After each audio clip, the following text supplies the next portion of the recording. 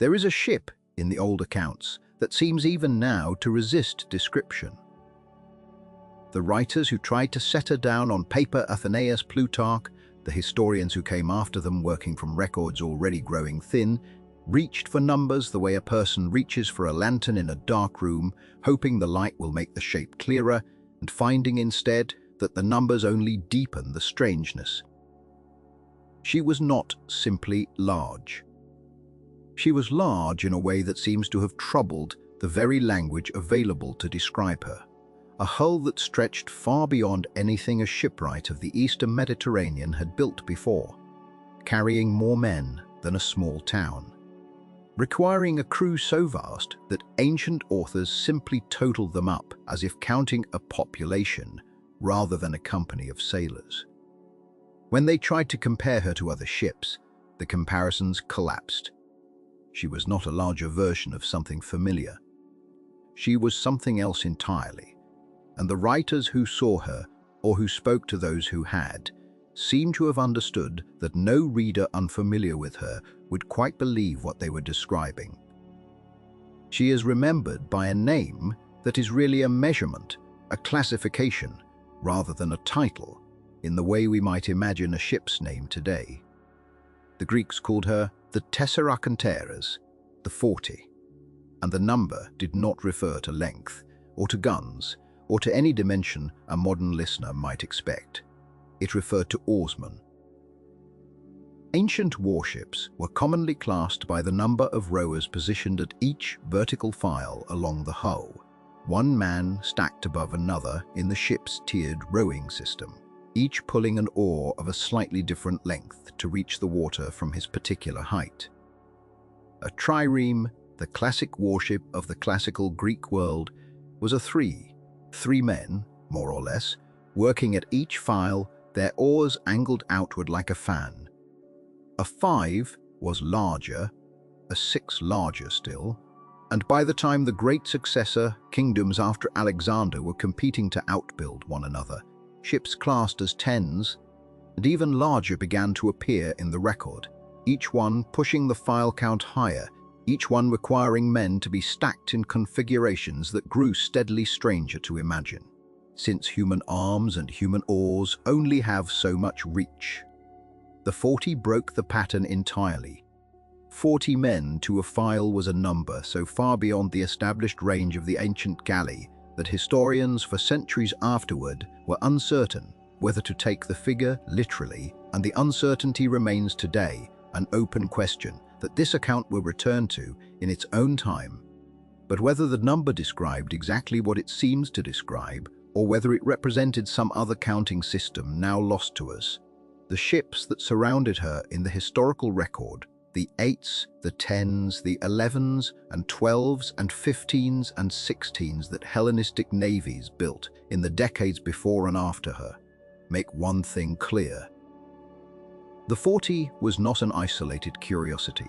She was the furthest point of a long, deliberate escalation, the last and largest step in a competition among kings who had inherited pieces of Alexander's empire, and who seemed to have decided that if they could not inherit his conquests whole, they could at least outbuild one another in the harbors of their new capitals. That competition found its fullest expression in Alexandria, the city founded in Alexander's name on the Egyptian coast, and in the court of the dynasty that ruled it, the Ptolemies Ach. Macedonian Greeks who had taken Egypt for their share of the fractured empire, and who spent the centuries that followed transforming Alexandria into one of the great cities of the ancient world. It was a city built for spectacle from its foundation. Its lighthouse, the Pharos, rose so high above the harbor that later writers ranked it among the wonders of the world without hesitation. Its library sought, with genuine ambition, to gather every text that existed. Its rulers staged processions through the streets that ancient chroniclers described with a kind of dazed wonder, elephants, gilded chariots, wine flowing from fountains built for the occasion, animals brought from the far edges of the known world simply to be seen.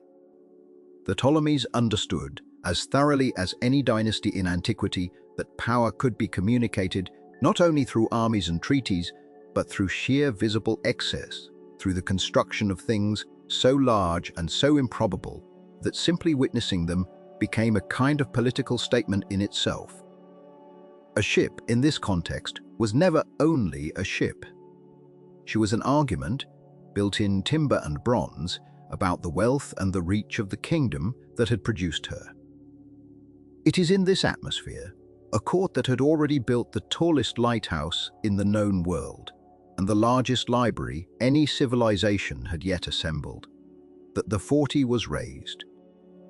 The historical record credits her construction, in most accounts, to the reign of Ptolemy the Fourth, though the ships that preceded her in scale had been growing for generations under his predecessors, part of an arms race in oversized galleys that had been quietly accelerating across the successor kingdoms since Alexander's death.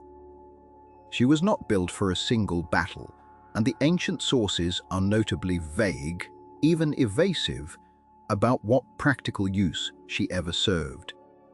She appears in the record less as a weapon than as a demonstration, a ship built to be seen at anchor in the great harbor of Alexandria, more than a ship built to be sailed into open combat. And this too is part of what makes her strange to consider now, at some distance from the world that built her. A warship, armed and crewed on a staggering scale, constructed at least in part simply to exist, simply to stand as proof that no other kingdom in the Mediterranean. What can be said with some confidence, resting on the ancient testimony that survives, is this: no ship of her class was ever attempted again for the remainder of antiquity. The great oared galleys of the Hellenistic kings, already pushing at the edges of what wood, rope, and human strength could manage, seemed to have reached with the 40 something like a ceiling, a point past which further escalation offered no advantage, only greater cost and greater difficulty. The naval powers that followed, including Rome, would build large ships when the occasion demanded it, but none of them tried to exceed her. She stands, across the surviving record, as the far edge of an experiment that the ancient world tried once, at extraordinary expense, and never repeated. Whatever she proved, it seems to have been enough. No one needed to build anything larger. This is the ship this account will follow, patiently, and without asserting more certainty than the sources allow.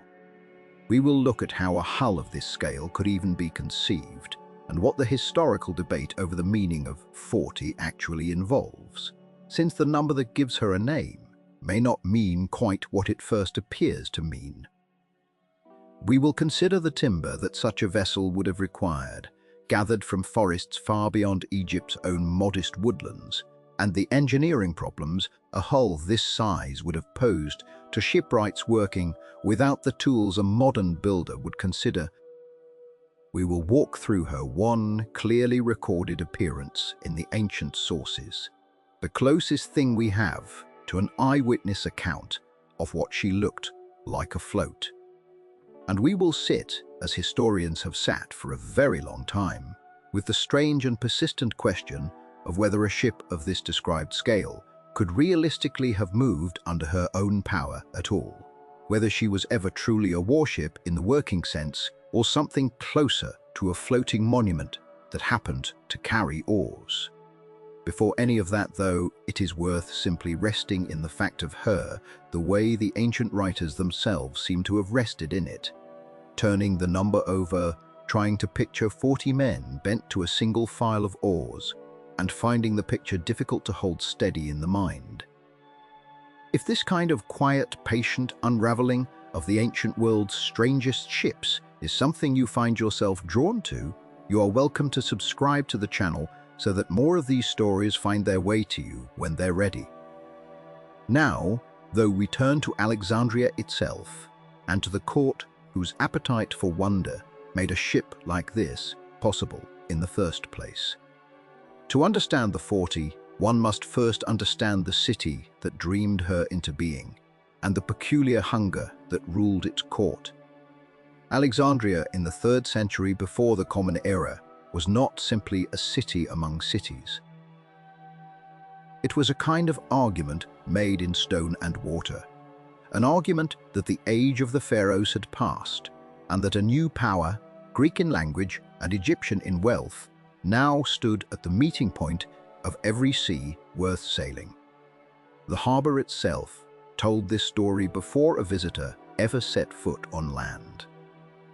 Two great basins opened toward the Mediterranean, divided and sheltered by the long causeway called the Heptastadion, and above the eastern harbor rose the lighthouse, the Greeks called the Pharos, a tower so tall and so strange in its brightness that later ages would count it among the wonders of the world without argument.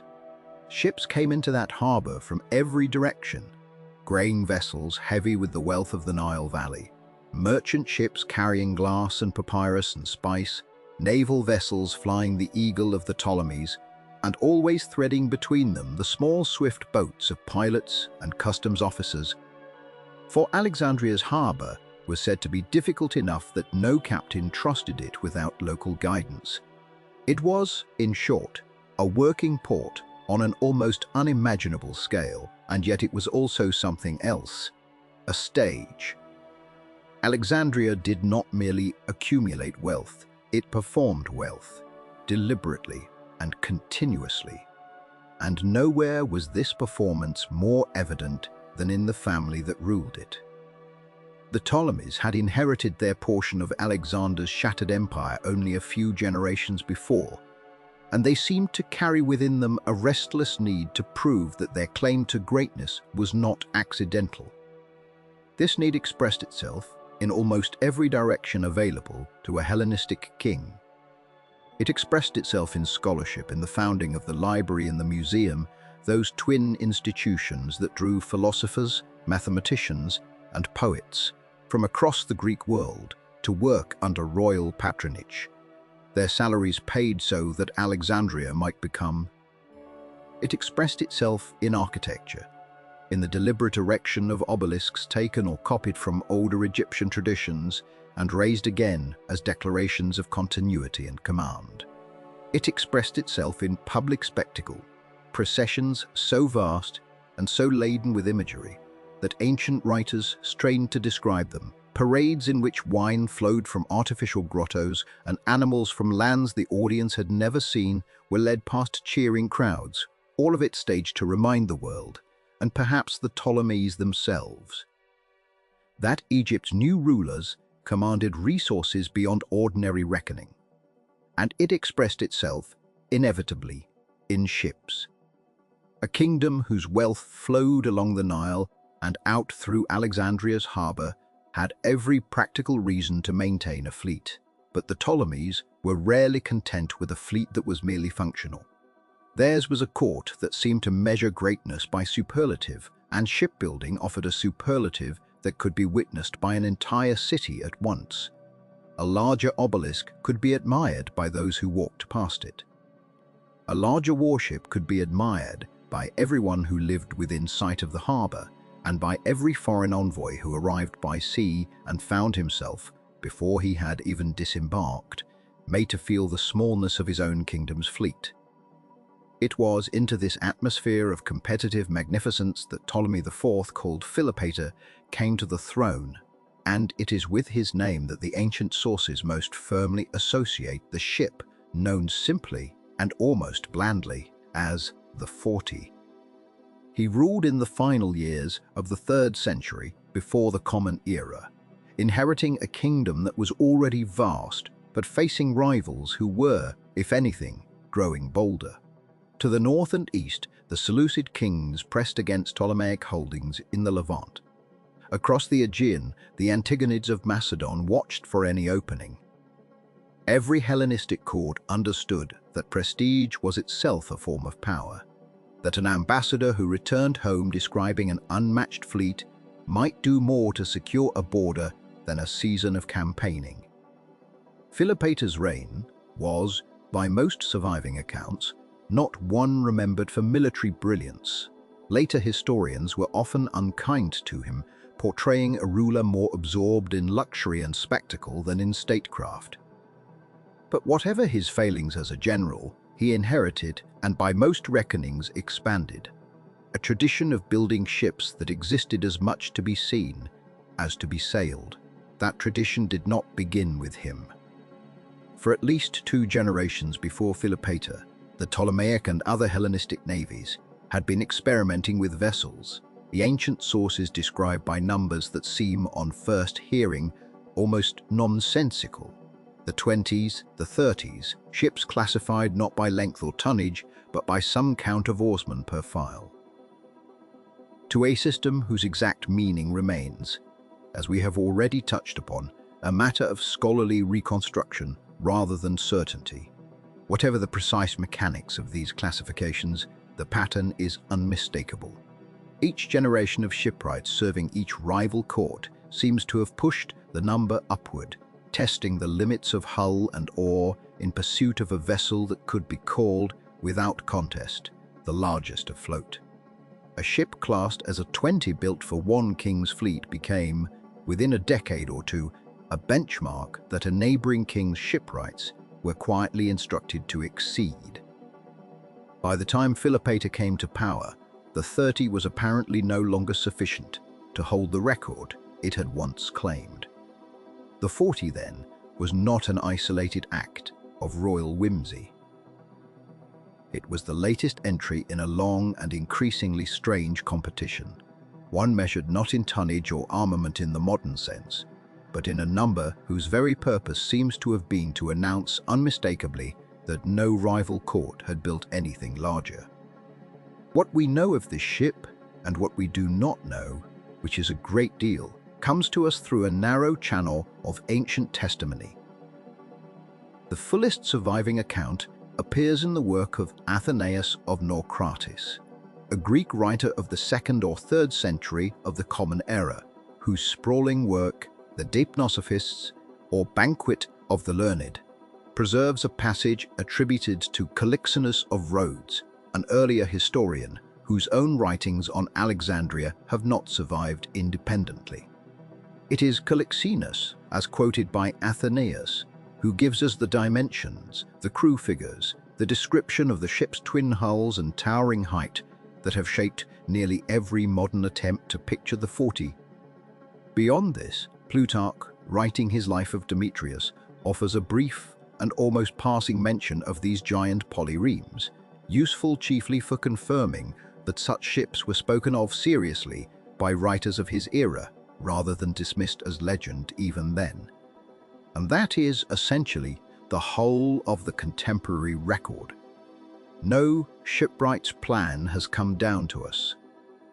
No inventory from a Ptolemaic naval yard describing the felling of timber or the cost of construction has survived to corroborate the numbers Calixenus reports.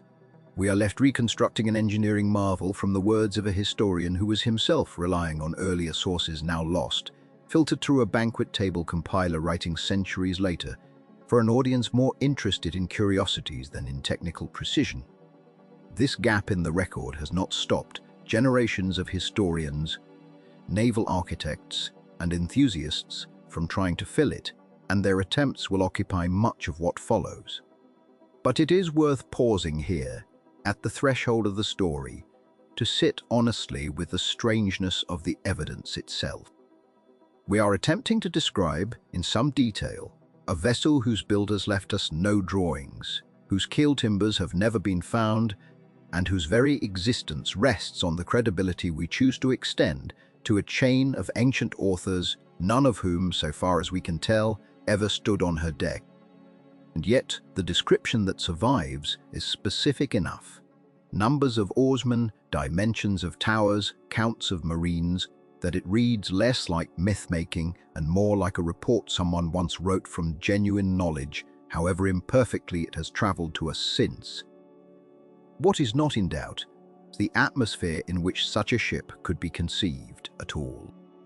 In Alexandria under the Ptolemies, shipbuilding had become a form of royal theatre, no less deliberate than the processions and the obelisks and the endowed halls of the library.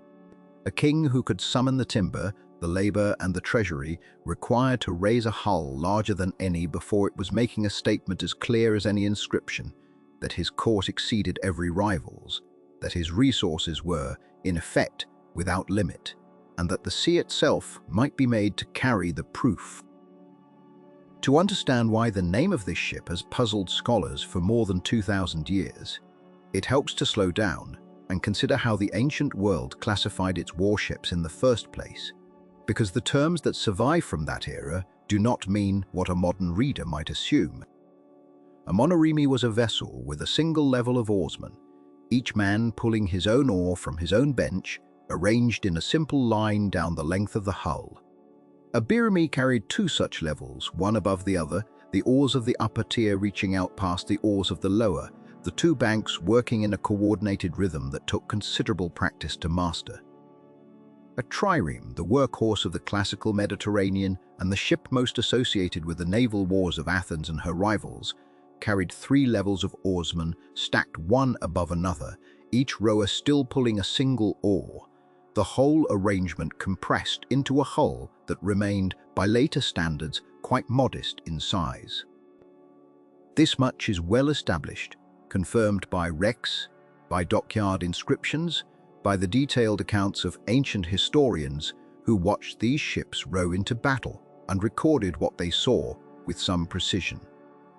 The confusion begins when the numbers climb higher. Ships described as 4s and 5s appear in the 4th century before the Common Era, and these still functioned. Most historians agree on something like the same principle, with either additional tiers of oarsmen, so that a 5 might mean not 5 levels stacked improbably atop one another, but 5 men distributed across 2 or 3 tiers, sharing the labor of a smaller number of oars. This distinction matters enormously because it reveals that the number attached to a ship's name did not necessarily describe rows of oars at all. It described oarsmen. Specifically, it seems to have described the number of oarsmen working within a single vertical section of the hull, one slice taken crosswise through the ship's side, encompassing every oar and every rower stacked within that narrow band from waterline to rail. A 3 had 3 oarsmen in that section, most likely 1 per tier across 3 tiers. A 5 might have 5 oarsmen in that section, achieved by doubling up on some of the oars while leaving others single-manned. By the time the numbers reach into the teens and 20s, the ships being described were almost certainly not stacking oars in ever more precarious tiers, but multiplying the men assigned to each individual oar, so that a single great oar might be hauled by 4 or 5 or 6 men leaning into it together. Their combined strength substituting for the additional tiers that a taller hull could no longer safely support.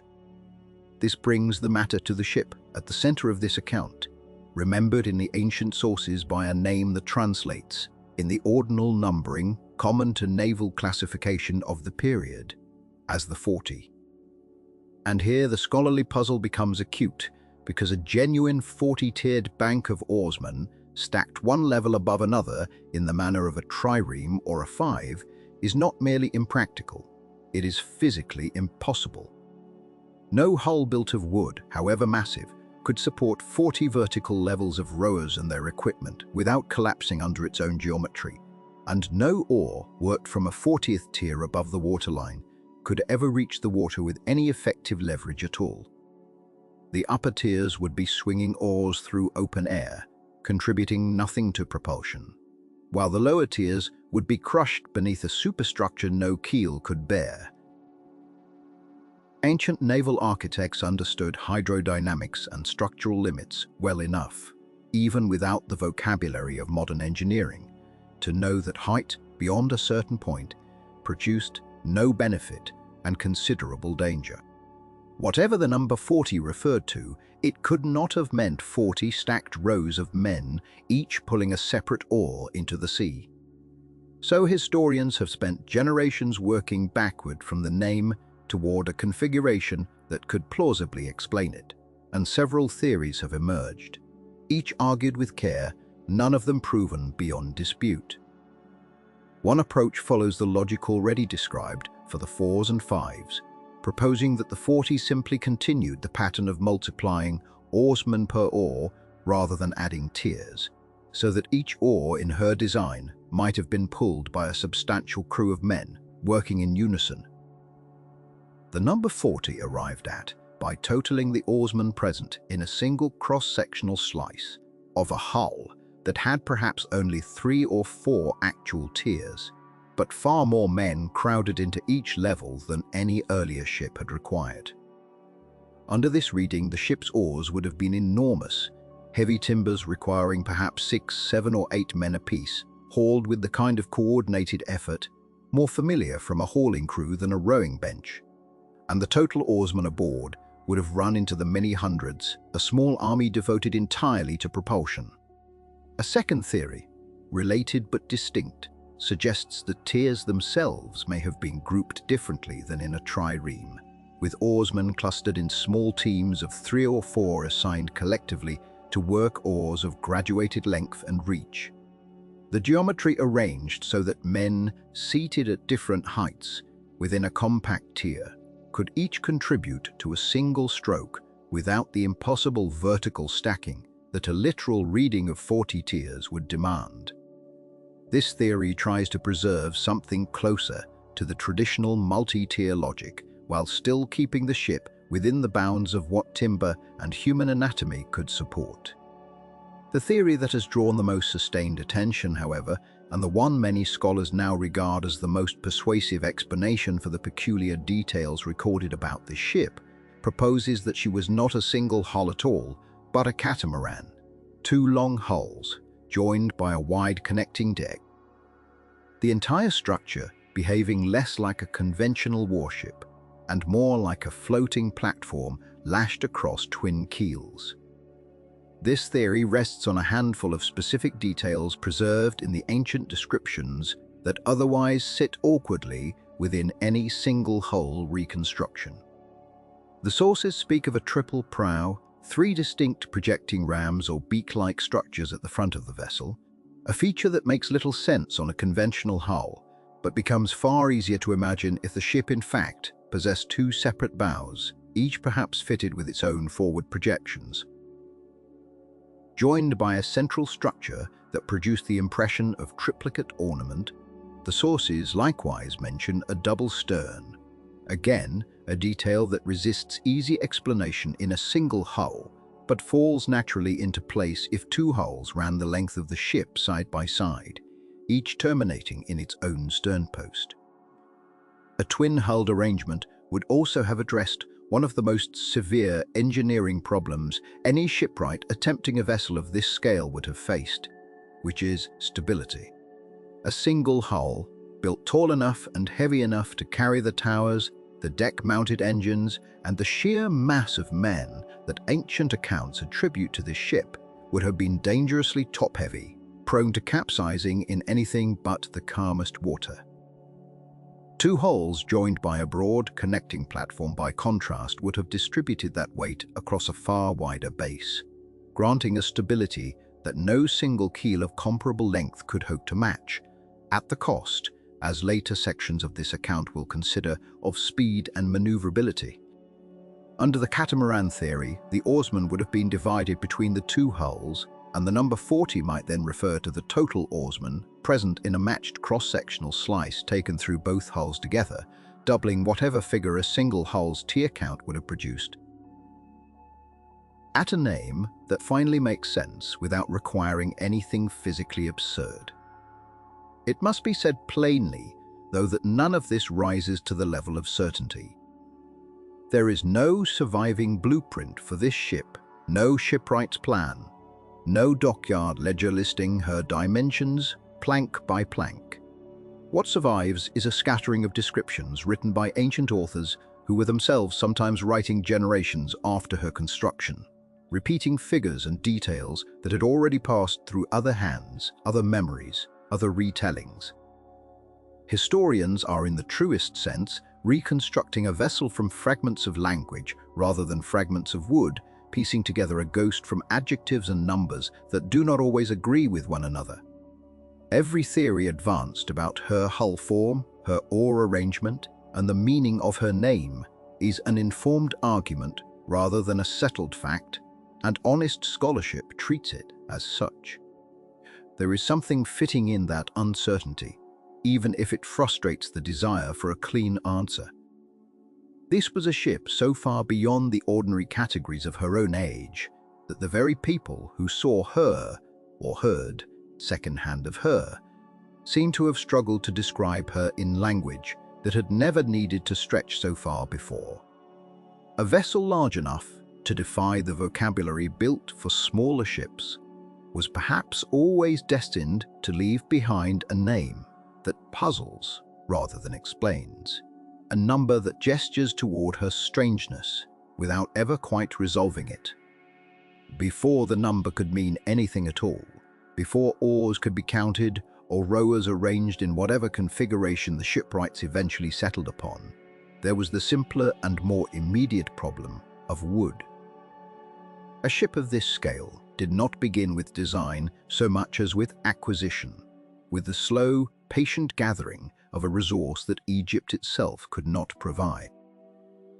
The Nile Valley, for all its wealth, was a land of reeds and river mud, of date palms and acacia scrub, of grain fields that stretched to the horizon, but almost nothing that could be shaped into a keel or a mast. Egypt had grown rich on papyrus and grain and gold, but it had never grown rich on timber, and any Egyptian ruler who wished to build a warship of consequence had always been obliged to look elsewhere. For a vessel of ordinary size, this dependency was manageable, an old and familiar arrangement. For a ship of the scale the Ptolemies now contemplated, it became something closer to a logistical campaign, one that would have tested the shipping networks of the Eastern Mediterranean as thoroughly as any military expedition of the age. The forests that mattered lay to the north and east, along the mountainous coast of what is now Lebanon and in the highlands of Cyprus, where cedar and fir grew, in stands that had been prized by shipbuilders for centuries before any Ptolemy sat on a throne. The cedars of that coast had built the ships of Phoenician traders and the temples of earlier kings. Their reputation for straight grain and resistance to rot had traveled with every cargo that left those shores. Cyprus offered fir in quantity, tall and relatively light, useful for the long spars and perhaps for sections of hull where weight needed to be managed carefully against strength. Both regions had, by the 3rd century, come under a degree of Ptolemaic influence or outright control, which mattered enormously. A kingdom that controlled its own timber supply did not need to bargain for what it required. It could simply order the felling to begin. The process by which a cedar became a keel timber was neither quick nor simple.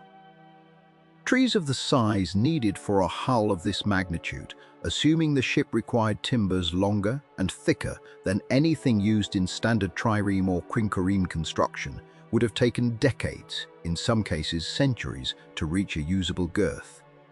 Selecting them meant walking through stands of ancient growth and marking those trunks that ran straight and true for the necessary length, free of the twists and knots that weakened lesser wood.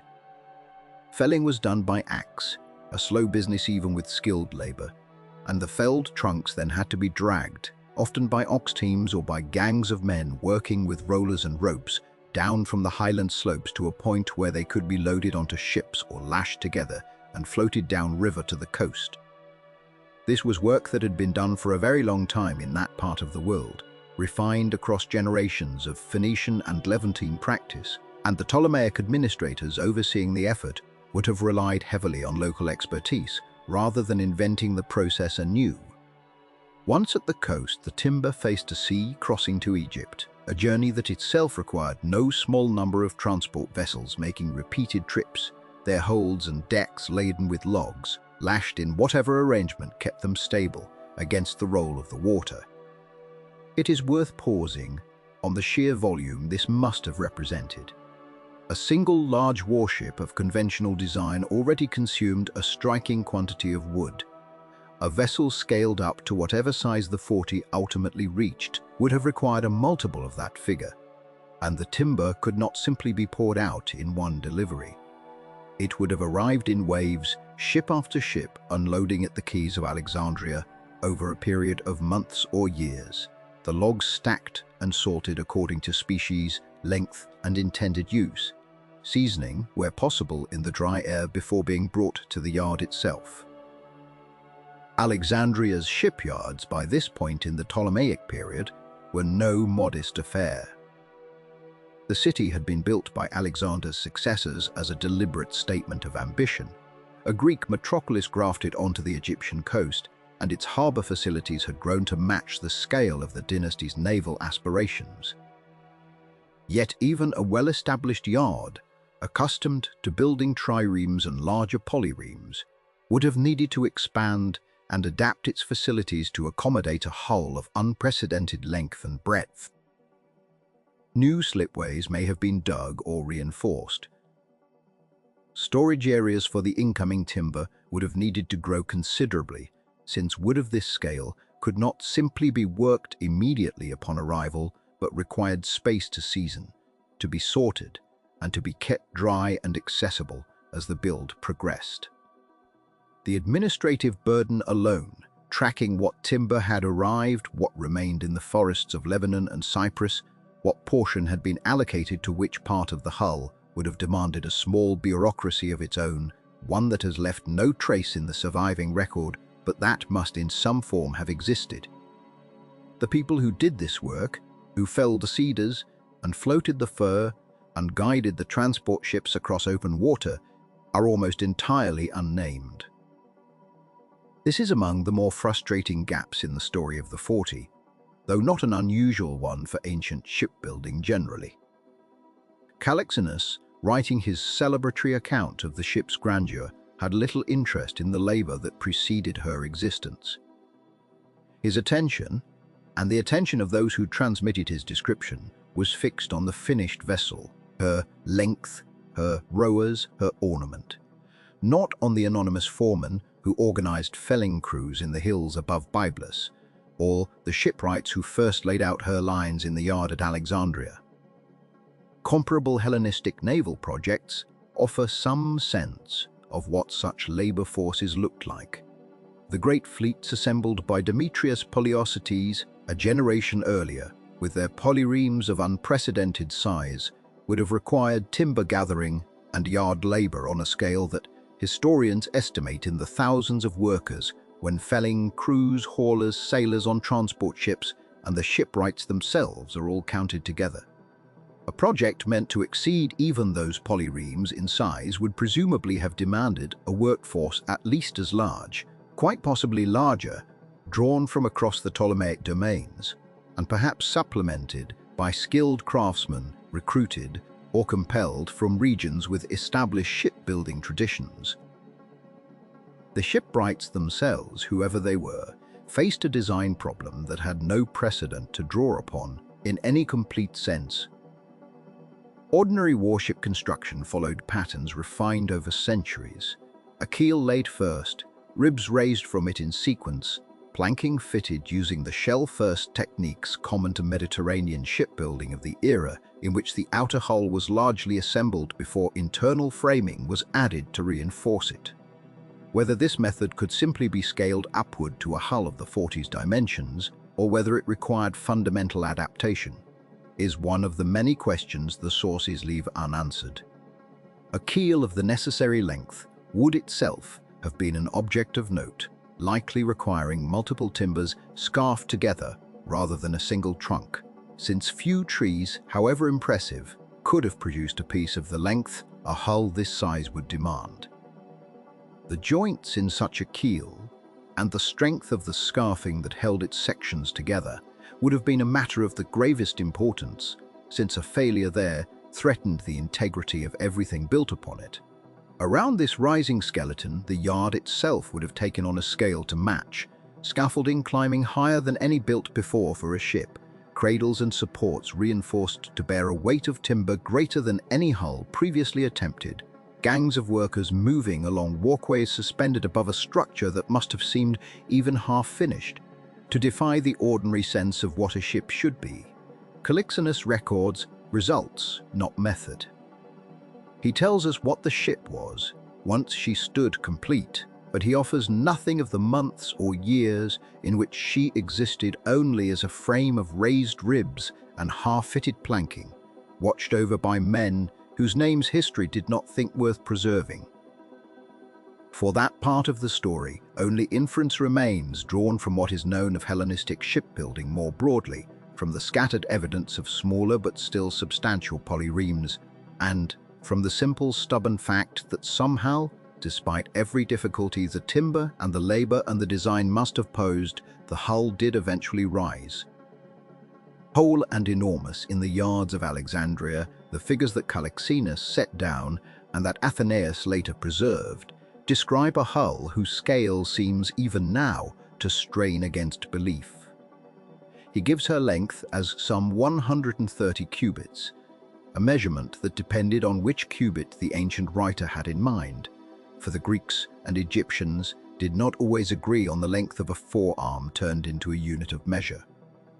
Translated with the ordinary Greek cubit of about 18 inches, 130 cubits comes to something near 195 feet, though if the longer royal Egyptian cubit was intended, the figure climbs higher still, perhaps closer to 218 feet. Either way, the ship that took shape in the yards of Alexandria stretched longer than many stone temples of her age, longer than the largest merchant vessels that would sail the Mediterranean for centuries afterward.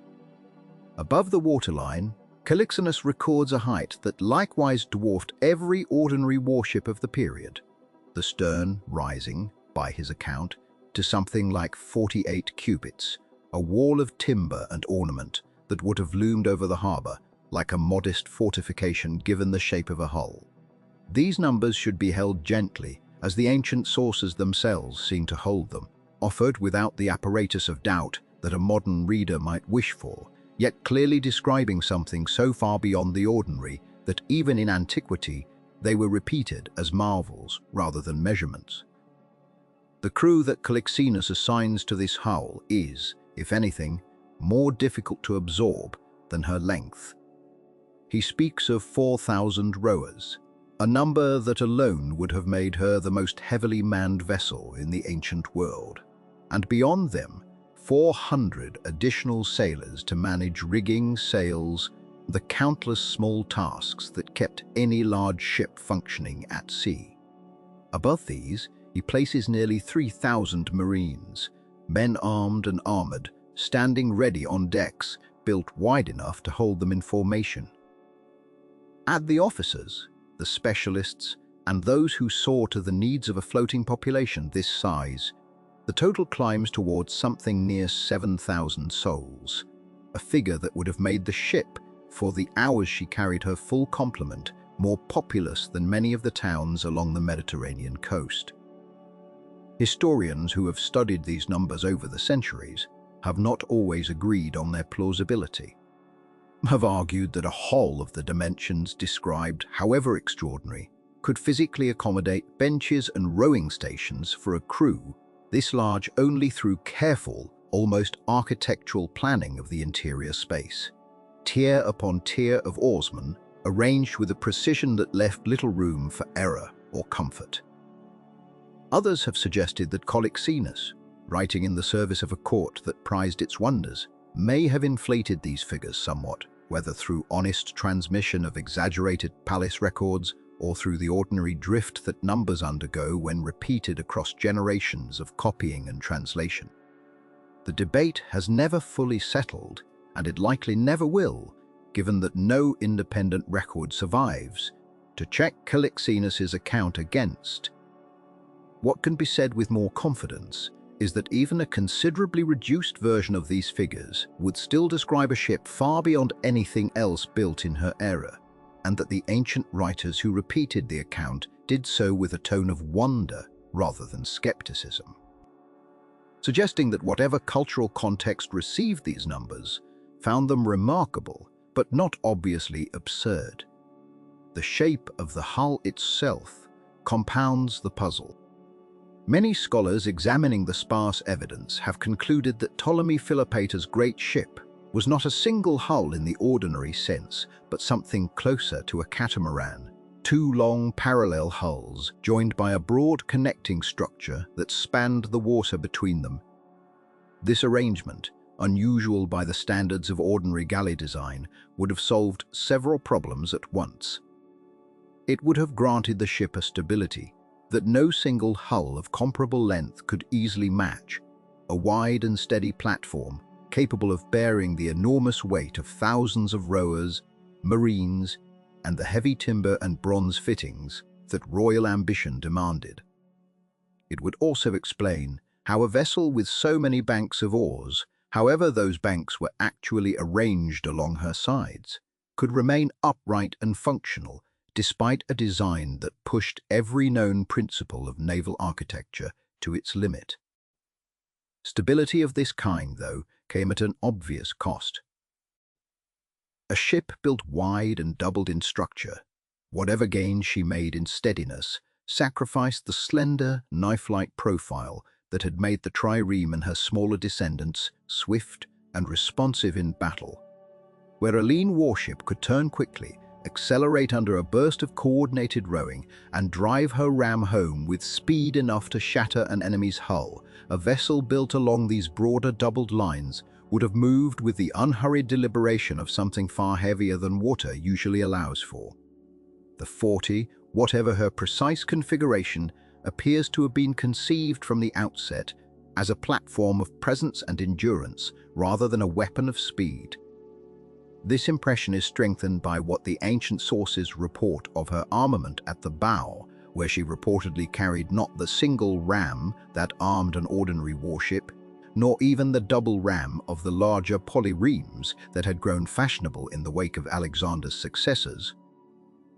7 points of bronze-sheathed timber, meant to strike and pierce, tell a story quite different from the tale of speed and maneuver that had defined naval warfare since the days of Salamis.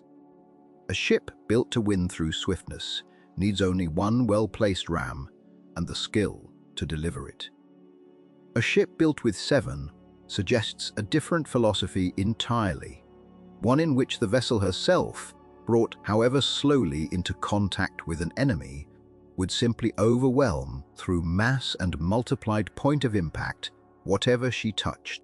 She was not designed to dance around an opponent and strike at the moment of advantage. She was designed to arrive, however ponderously, and to be impossible to resist once she had. Here, the paradox that had been forming since her earliest measurements comes fully into view. Every choice that made the 40 extraordinary also made her, in the most practical sense, less like a warship and more like a floating fortress. Her double-hulled breadth granted stability at the price of the narrow grace that let a trireme turn on a coin's width of water. Her 7 rams promised devastating effect on contact, but demanded that contact be achieved at all, a task that would grow more difficult in direct proportion to her sheer bulk. Her towering height above the waterline, so useful for marines seeking to dominate an enemy deck from above, or for impressing a harbor full of foreign envoys, raised her center of gravity and multiplied the effort required to move her decisively through open water. Each feature that served her role as a symbol of power seems, by the same measure, to have compromised her role as an instrument of war. This was not, it seems, an oversight on the part of her designers, but perhaps the entire point. A ship meant to be seen, to be spoken of, to stand in the great harbor as proof of what Ptolemaic wealth could summon into being, did not need to outsail an enemy fleet. She needed only to exist, vast and undeniable, a demonstration that no rival kingdom could match either the resources or the audacity required to build her twin. And so the hull rose, cradle by cradle, timber by timber, in the yards along the Alexandrian waterfront, already too large for the ordinary methods by which smaller ships were coaxed down into the sea. Where a trireme or even a substantial quadreme might be built on a modest incline and slid into the harbor with the labor of a few dozen men and a favorable tide, this hull, doubled in breadth and towering in height, would have overwhelmed such simple arrangements entirely. The scaffolding needed to hold her ribs in place while planking was fitted must have climbed far above the height of any ordinary shipyard structure, a temporary skeleton of timber bracing rising around a skeleton of timber hull. The whole assembly watched from below by workers who had likely never attempted anything of this scale and would likely never attempt its equal again. The ship, whole in outline but still resting in her cradle, had already become something unprecedented before she had ever touched water. A hull built like no other afloat, waiting for the far harder task that lay ahead of coaxing her from dry land into the sea that she had been built, however improbably, to occupy. The oars themselves, when the ancient sources turn at last to describe them, seem almost to belong to a different order of object than the word usually implies. An oar, in the ordinary sense, is something a single man can lift, a shaft of wood tapering to a blade, light enough to be raised and dipped and drawn through water hundreds of times in an afternoon without the rower's arms giving out before the ship reached port. The oars attributed to this vessel were not that. The lengths recorded in the surviving accounts run to numbers that would have made them among the longest ever fitted to a working ship, shafts so extended that the blade end, when lifted from the water, would have risen far above the heads of the men who worked them, and so heavy at that length that the wood alone, without any correction, would have made the oar nearly impossible to control through a stroke. The sources describe a solution to this that is one of the more curious technical details to survive from the ship's design. The handle ends of the great oars, it is said, were weighted with lead. The purpose was balance rather than strength. A counterweight fixed at the inboard end so that the enormous length of shaft and blade, extending outward over the water, would not simply drag itself down under its own mass the instant it left a rower's grip, and so that the effort of lifting the blade clear of the sea at the end of each stroke would be shared between the wood and the metal, rather than resting entirely on the arms and backs of the men pulling it. It is a small mention in the ancient text, a single detail among many, but it says a great deal about the scale of engineering thought that had gone into a piece of equipment as seemingly simple as an oar. Nothing about this ship, it seems, could be built or fitted without some corresponding problem in physics needing to be solved first, and the oars, however unglamorous a subject they might seem beside the ship's ornament or her fighting towers, the obvious question, once the length and weight of these oars are taken seriously, is how any human being could work them at all. A shaft long enough and heavy enough to require a lead counterweight is not a shaft that a single rower, however strong, could raise and lower through a stroke with any rhythm, let alone sustain for an hour, in the way a triremes oarsman managed with their far lighter equipment.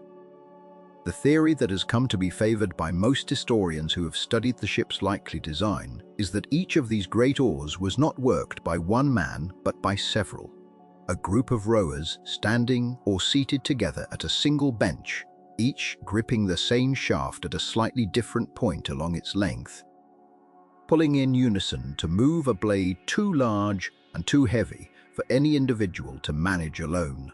This arrangement, if it is correctly understood, would have completely changed the nature of rowing aboard the ship from what it was on smaller vessels. A triremes oarsman worked largely alone, his own rhythm, his own strength, his own endurance, the only variables governing his particular oar. A rower aboard the great ship, by contrast, would have been one part of a small human machine, his effort meaningless unless it arrived at precisely the same instant as the effort of the men beside him, his stroke length and timing dictated not by his own body, but by the coordinated pull of the whole group gripping the same length of wood.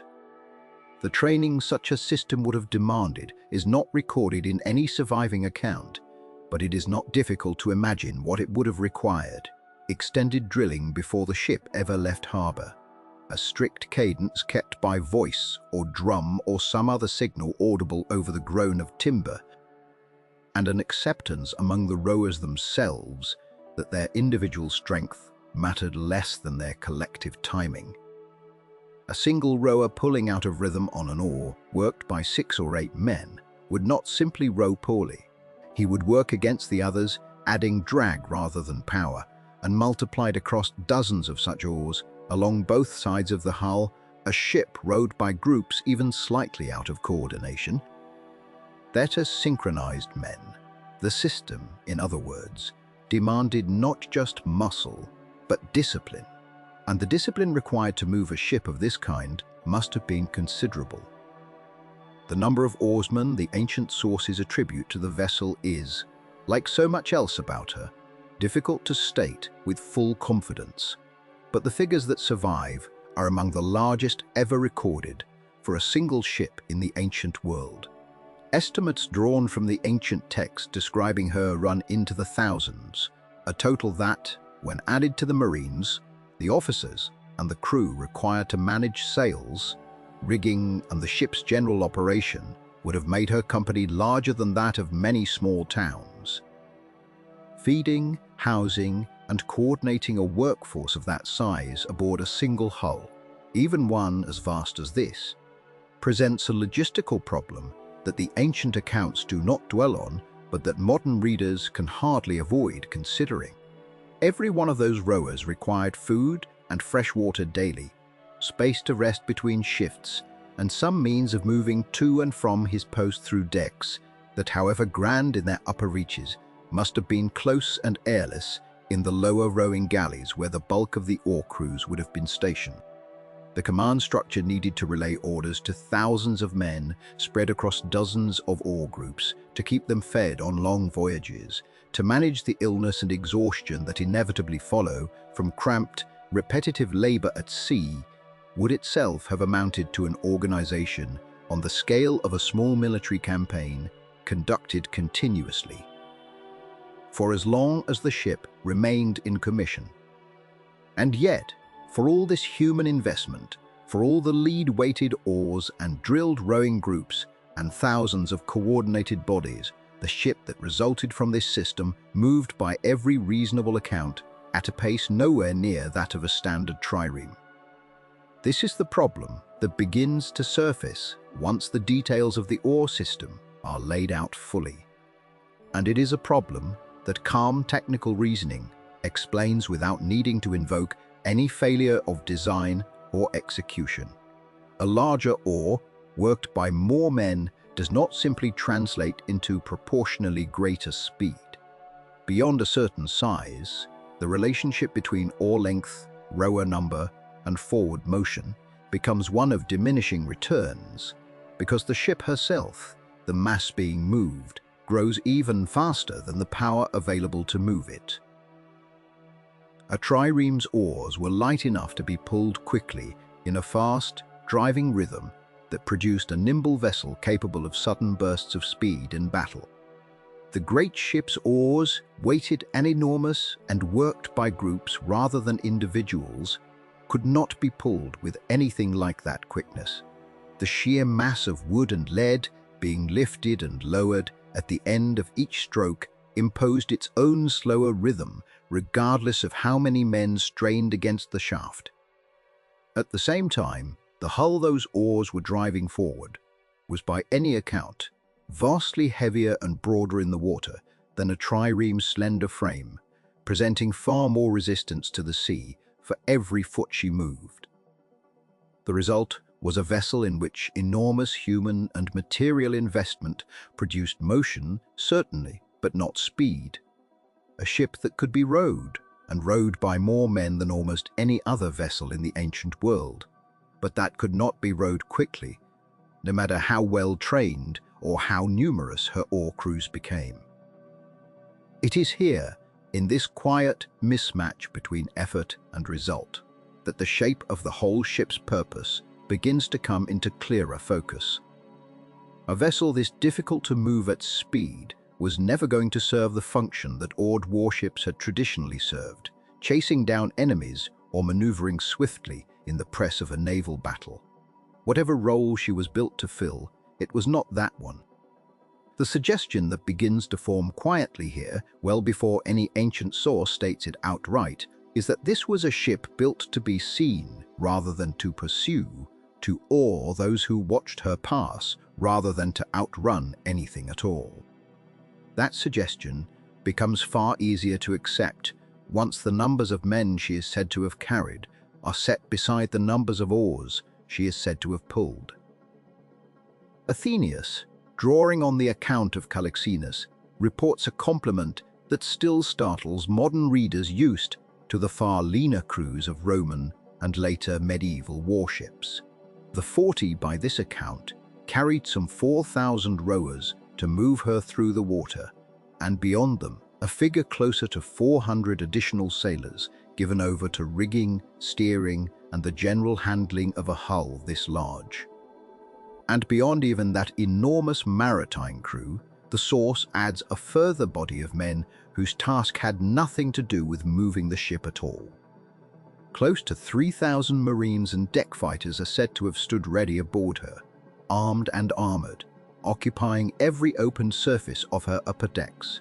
The sources disagree, as they so often do with this ship, on the precise breakdown of these figures, and modern historians treat them with the same caution applied to her dimensions, aware that ancient chroniclers, writing about royal wonders, were rarely disinterested in inflating them.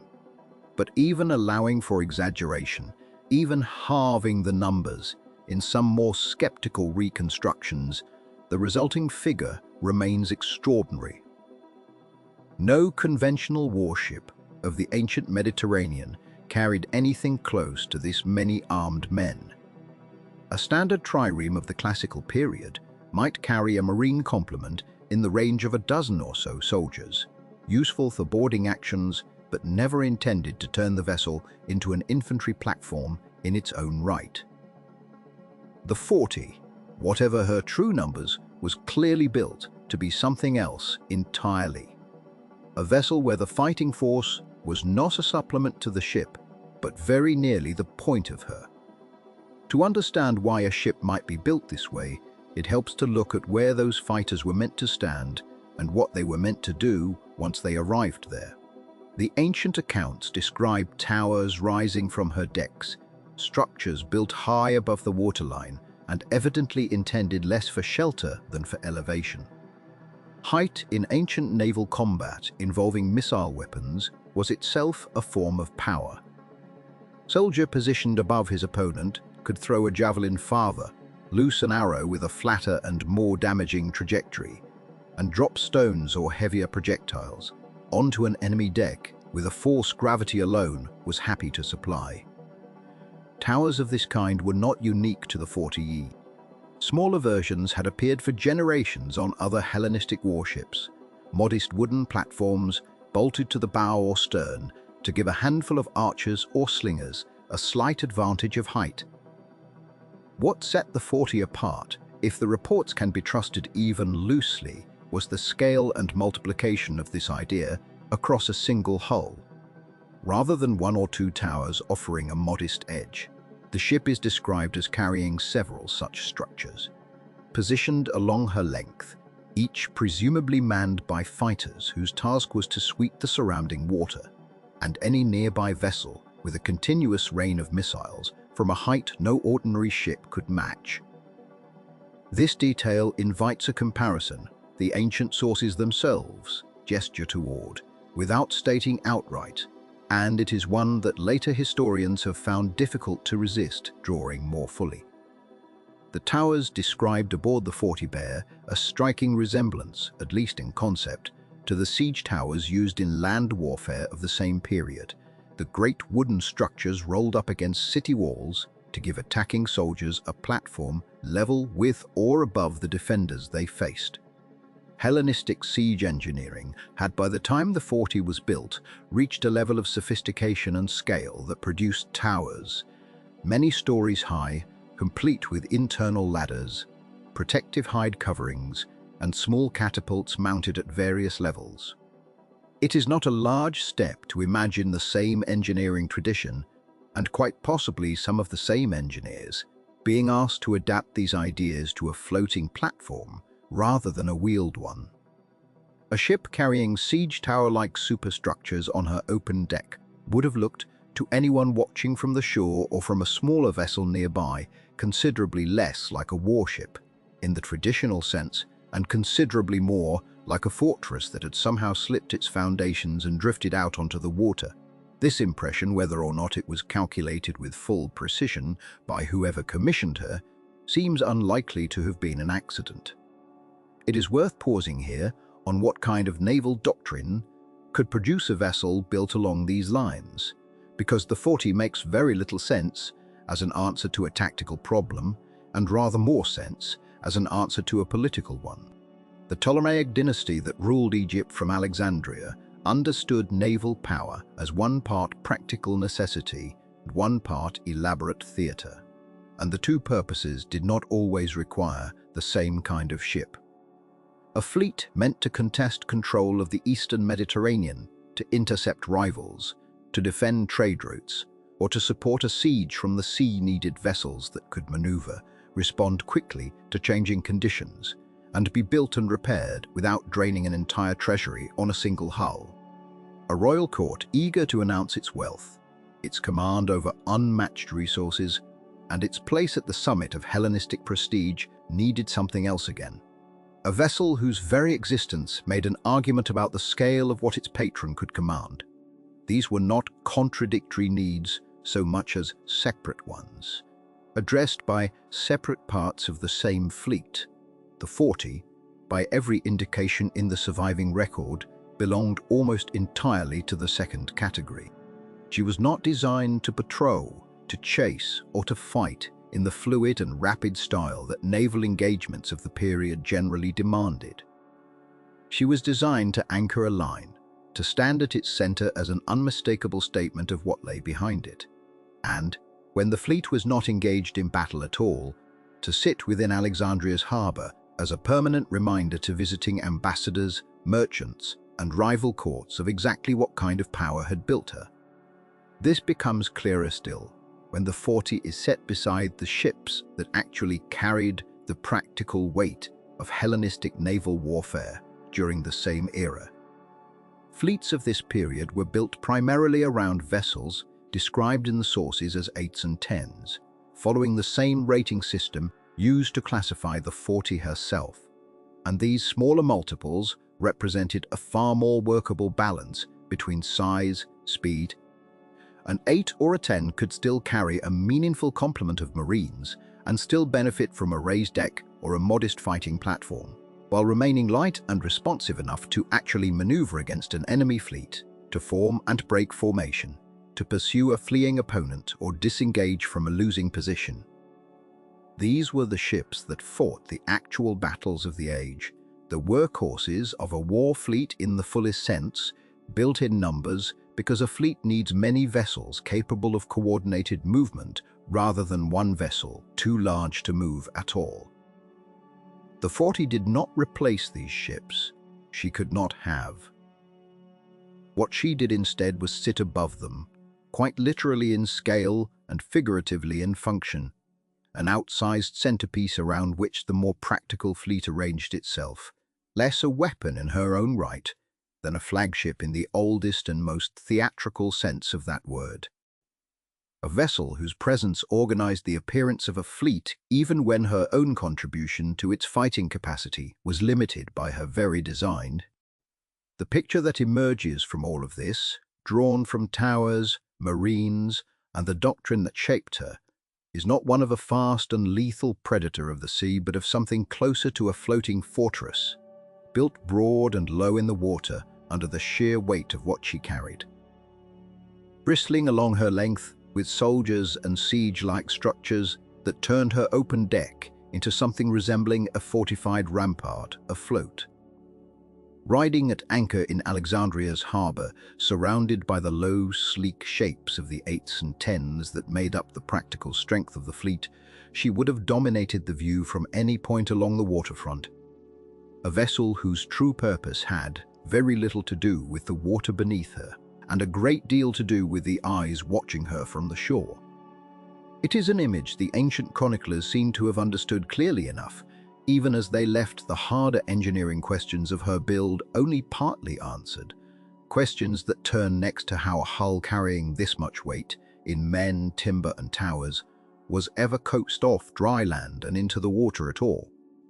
A hull of this scale did not simply slide into the sea one morning, as smaller ships might, eased down a modest ramp on a quiet tide. It had to be moved, deliberately and slowly, by methods that Hellenistic shipwrights had refined over generations of building large vessels, though none of those generations had built anything quite like this before. No account survives that describes the day the 40 left her cradle and touched water for the first time. The ancient writers who mention her at all were more concerned with her dimensions, her oar banks, and the wonder she inspired than with the mechanics of her launch, and so this part of her story must be approached differently than the rest. Built not from a surviving description, but from what is known of how the Hellenistic world moved great weights of timber toward the sea. The methods were not invented for her. They had been developed and tested on the 8s, the 10s, and the smaller giants that came before her, and it is reasonable to assume that whatever technique had proven itself capable of launching those ships was pressed into service again, scaled up as far as it could go, for a hull that pushed those techniques to their absolute limit. The likely method began long before the day of the launch itself, in the preparation of the slipway on which the hull had been built. Such slipways were typically constructed as a graded incline running from the building site down to the water, lined with heavy timber rails set into the ground to bear the weight of the hull as it moved. Ancient sources describing comparable operations, including the well-documented account of moving large ships and even obelisks in the Hellenistic and Roman worlds, described the liberal use of animal fat and other greases applied to the rails and to the underside of the hull's cradle, reducing friction enough that ropes and human effort might overcome the sheer inertia of the mass above. For a ship of the 40's reported size, the quantity of grease required would itself have been considerable, and the preparation of the slipway would have consumed days of careful, unglamorous labor. Gangs of workers spreading and respreading the surface, testing sections of the rail, adjusting the angle of the incline where the ground had settled unevenly during the long months of construction. The actual moment of launch, when it came, would have required the coordinated effort of far more hands than the shipyard's usual crew of shipwrights. Ancient launching operations of this scale relied on capstans, large winches mounted on posts, driven into the ground at intervals along the slipway, around which thick ropes were wound and then hauled by teams of laborers walking in slow circles, their combined strength multiplying through the mechanical advantage of the winch. For a hull the size of the 40, multiple capstans working in careful sequence would have been necessary. Their crews signaled to pull in coordination so that the ship moved evenly down the incline rather than twisting or binding against the rails. Overseers would have walked the length of the slipway calling instructions, watching for any sign that one side of the hull was advancing faster than the other, ready to signal a halt if the strain grew uneven. The margin for error in such an operation was not generous. A hull moving unevenly down a greased incline of this length, carrying this much weight, could shift in ways that no number of ropes could easily correct once the movement had begun. Alexandria in this period was not a city that treated such moments quietly, and there is no reason to think the launch of its greatest ship would have passed without an audience. The harbour and its surrounding quays were already a stage on which the Ptolemaic court performed its wealth and ambition for anyone willing to watch. And an event of this magnitude, the culmination of years of labour and the unveiling of a vessel meant to be unlike anything afloat. Courtiers would have gathered on platforms erected for the purpose, dressed for the sort of visibility that mattered in a court built on display. Priests may well have offered the customary rites, that accompanied the launching of significant vessels throughout the ancient Mediterranean world, invoking the favor of gods associated with the sea and with safe passage, their presence lending the occasion a solemnity that balanced the spectacle. Laborers who had spent months or years shaping the hull would have stood among the crowd as well, their relationship to the ship rather different from that of the watching courtiers, men who understood in their hands and backs exactly what the timber above them had cost to raise. Foreign envoys, present in Alexandria, as they so often were to observe and report on the wonders of the Ptolemaic court, would have found themselves witnesses to an event worth describing in letters home, whether or not any of those letters survive today. The crowd, taken as a whole, would have represented nearly every layer of the city's life, drawn together by the promise of watching something enormous either succeed spectacularly or fail in a manner equally memorable. That risk of failure deserves to be taken seriously rather than treated as a rhetorical flourish. A hull of unprecedented size, built using construction techniques adapted from smaller vessels and pushed to their extreme, carried genuine structural uncertainty at the moment it first bore its own weight without the support of the cradle and the slipway beneath it. Ancient shipwrights understood this risk well enough, which is presumably why the extensive lashed and pegged construction described in earlier considerations of her hull was pursued with such evident care, an attempt to distribute stress across the timber rather than concentrating it at any single point where failure might begin. And so, the transition from a hull resting on a rigid slipway to a hull floating freely on water represents a genuine change in the forces acting on the structure, and there was no way to test that transition in advance except to attempt it. If a seam had opened along the keel, if the great masses of pegged planking had shifted or split under the redistributed strain, the ship might have taken on water immediately, might have listed dangerously, might even have broken apart at the waterline in front of the very crowd gathered to celebrate her. Such failures were not without precedent in ancient shipbuilding, though the sources that might describe such an outcome for the 40s specifically, had it happened, do not survive. And the balance of what evidence exists suggests she did, in fact, complete her launch and go on to serve for years afterward. Which argues that whatever fears attended the moment did not come to pass. The successful float, when it came, would have been a moment of a particular kind of quiet after so much noise and effort. The shouting of the overseers, the strain of the capstan crews, the collective breath of a crowd watching a mass of timber inch down toward the water would have given way, in the space of a few final moments, to something closer to stillness, as the hull settled onto the surface of the harbor and simply rested there, buoyant, upright, whole. There is a particular satisfaction in that kind of silence, the sound of an anxious crowd realizing that the thing they feared has not happened, and it would not be surprising if the moment was followed by the kind of spontaneous celebration that Hellenistic audiences were well practiced in offering. Shouts and applause rolling across the water as the ship that had occupied the shipyard for so long finally took her place upon it rather than beside it. But even in that triumph, a careful observer standing at the water's edge that day might have noticed something worth remarking on, something that would only grow more significant in the years that followed. The ship rode low in the water, her hull settling deeper than her builders might have hoped, the waterline creeping higher along her flanks than comparable vessels of supposedly lesser size.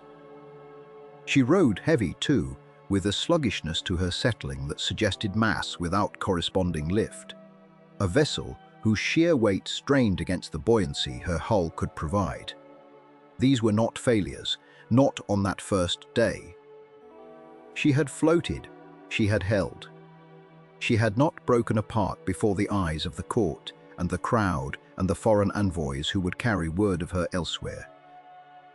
But the low, heavy way she sat upon the water was an early sign of something her builders may not have fully reckoned with in their pursuit of scale. a hint of the difficulties that would follow her into open water and shape, in ways both practical and symbolic, the entire rest of her career. And so the question that hangs over the 40 is not whether she could float, for she plainly did, but whether she could ever truly be sailed and rowed in the manner her name suggested, in the manner of a warship meant to cut through open water and bring force to bear against an enemy fleet. The ancient sources, thin as they are on the particulars of her construction, are almost silent on the particulars of her service. There is no account of the 40 in battle. There is no list of engagements, no record of her ramming an enemy vessel, no memory preserved of Marines swarming from her decks onto a rival's hull in the chaos of ship-to-ship combat that defined naval warfare of the age. This silence, across centuries of record-keeping by a civilization that took considerable pride in cataloguing its achievements, is itself a kind of evidence. A ship built for war and used in war tends to leave a trace of that use behind her, in the boasts of the victors or the laments of the defeated. The 40 left neither.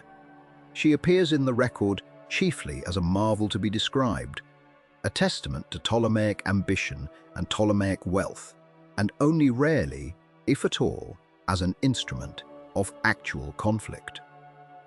The physics of her design go some distance toward explaining this silence. A hull displacing the volume of water that hers must have displaced, given the dimensions and the tonnage estimates that even the most conservative historians accept, carries with it a corresponding burden of inertia. To move such a mass through water requires force, sustained and considerable force, applied efficiently across the length of the hull. The oar was, for all the centuries of its use in the ancient world, a tool with real limits. A single rower, however strong, could apply only so much power through a single sweep. The solution devised for ships of the 40s class, sweeps worked by many men at once, each oar handled perhaps by 7 or 8 rowers pulling in coordination, solved one problem while creating another. Multi-man oars are cumbersome. They are slow to raise and lower, difficult to synchronize across a hull the length of hers, and prone to the kind of ragged, uneven stroke that saps efficiency, even when the individual rowers are strong and well-drilled. A trireme's single-man oars, by contrast, could be worked with a quickness and precision that gave smaller ships a nimbleness no polyreme, however grand, could easily match. There is also the matter of the hull's form itself. Whether the 40 was built as a single broad-beamed vessel or as something closer to a catamaran, 2 hulls, joined by a connecting platform, a design some historians have proposed to explain how a ship of her reported size could have been built and moved at all. Both possibilities carry the same essential burden. A broad hull creates drag disproportionate to the power available to overcome it. A twin-hulled form, whatever advantages it may have offered in stability, would have presented an even greater wetted surface to the water, and the connecting structure between the hulls would have added weight without adding proportional propulsive capacity. In either case, the ship that resulted was one built for mass rather than speed, for presence rather than pursuit. She could carry an enormous complement of soldiers, could serve as a floating platform of considerable height and reach, but she could not have chased down an enemy galley, could not have maneuvered with the quickness that naval combat, even at its most ponderous, generally demanded. Modern naval historians, working from what little can be reconstructed of the 40's proportions, have generally arrived at a common conclusion, expressed with varying degrees of confidence, but rarely contradicted outright. The ship was almost certainly confined, in her practical service, to calm and sheltered water. The broad, placid reach of the Nile, moving gently between its banks, would have posed none of the challenges that open water threw up, even on the mildest of days. Alexandria's own harbour, protected by its breakwaters and its famous lighthouse standing sentinel at the entrance, offered another kind of shelter, a basin of relatively still water where a ship of enormous draft and unwieldy handling could be kept without great risk. Beyond these waters, into the swells and cross-currents of the open Mediterranean, the 40 would have faced conditions her design was simply not suited to endure. A ship that struggled to maintain a steady course in flat water would have found herself at the mercy of waves, capable of testing far smaller and far more seaworthy vessels. It is difficult to imagine her builders, whatever their confidence in the scale of their achievement, believing otherwise.